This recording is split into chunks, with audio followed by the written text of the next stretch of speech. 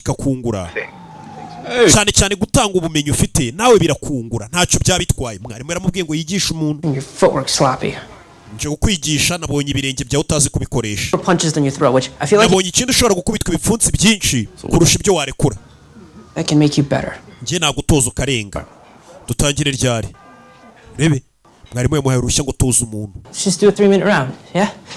rebe mukubitaga ni mu gikari Lee, you're half my size. I gotta see what you're like in the ring. We wachana wenda kurusha ibigango. 8 and 150. Okay. Kid? Well, you're not. Gwino. I'm 125. Rebe. Za kwitoza igipfutsi. Mwana mwigishe mugabazi boxing ariko avanzemo n'agakungufu byaba karusha cyane rutakira mukubita. There's no kicks in boxing. We nta migeri ba muri boxing. Rebe. Yowe. Chana, kiri kumutoza ngo byumwereka amaguru. We. Since when do we close at 8 o'clock? Kuva ryari dufunga saa 2.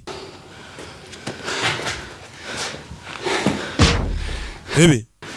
Have you lost your mind? Wataye mutwe. Fight again. Papa urashaka kongera kujya kurwana. You're gonna train him? Ugiye kumutoza. Idea. He saved my ass the other night. Uyu mwana ejo bundi yaranabaye. Chinese Peter Parker. Yego arabimbwiye ngo Peter Parker w'umushinwa ubwo Peter Parker ni wa wundi nyine ukina za. We're 19, Dad. Which is exactly why I need. Papa hano ntabwo turi mu myaka ya kera. Niyo mpamvu tumukeneye.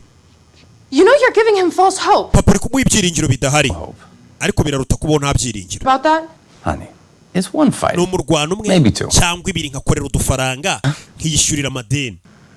Ikiza cyo muri boxing ujyamo watsindwa n'ubundi urishyura niyo urishyurwa niyo watsindwa hari amafaranga ubukorera. That's on you.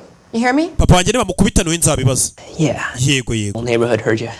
Good. Na karitsiye yose irakumvisha uvugiye hejuru. Sawa. Excuse me. Apparently I have a shop to run. Bivuze ngo ngiye mu mbabarire gatonya nifitiye shop icuruza pizza ngiye kuba nyoboye. That went well. Rani sawa. Ajana zana igipondo. Kung fu. Ibintu byose ni kung fu. It's kung fu. Bebe. Ajana. Ahita manika ifoto ya mwarimu we Jackie Chan. Shop is kung fu. Iyi shop yawe nayo ubwayo ni kung fu. Asana bya bitiyo batekesha za pizza. Boxing nayo ubwayo ni kung fu. Give me your arm. Zana ikiganza cyawe. Bebe. Tangira kumutoza gace. Mwana aramutoza fata gutya. Iyi nayo ni kungufu. Horse stance. Magaze nabi gutyo guma gutyo. Teaches control over the mind. Bino bikwigisha gukontorora. Pain. You're gonna be making pizzas all day. You gotta be training while you're making those pizzas. Mu gihe uri guteka pizza umunsi wose buri nubwo utabizi buri kwitoza kungufu. Bebe. Show me. Yereka. Sano tangira guponda buryo bakoramo pizza bajyana bagaruriye ni tayici. Stay like this. Ndaguma gutya kugeza ryari.